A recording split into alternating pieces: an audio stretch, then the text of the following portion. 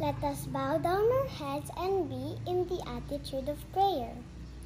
Dear God, we praise you and thank you for this beautiful day. We thank you for protecting us from the COVID-19 pandemic that is happening all over the world. We thank you for the opportunity to meet online to worship you and learn more about the gospel. As we experience this Kids Church online, we thank you for our mentors for teaching us to count our blessings and for patiently guiding us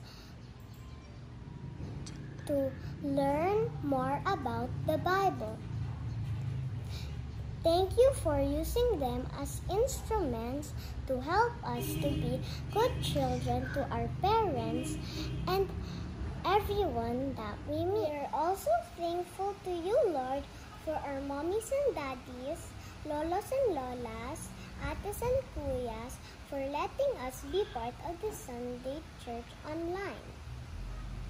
Thank you, dear God, for our newfound friends and all of the fun memories we will make.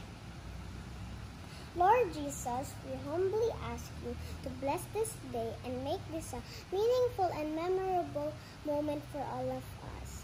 And all this we ask in your mighty name. Amen.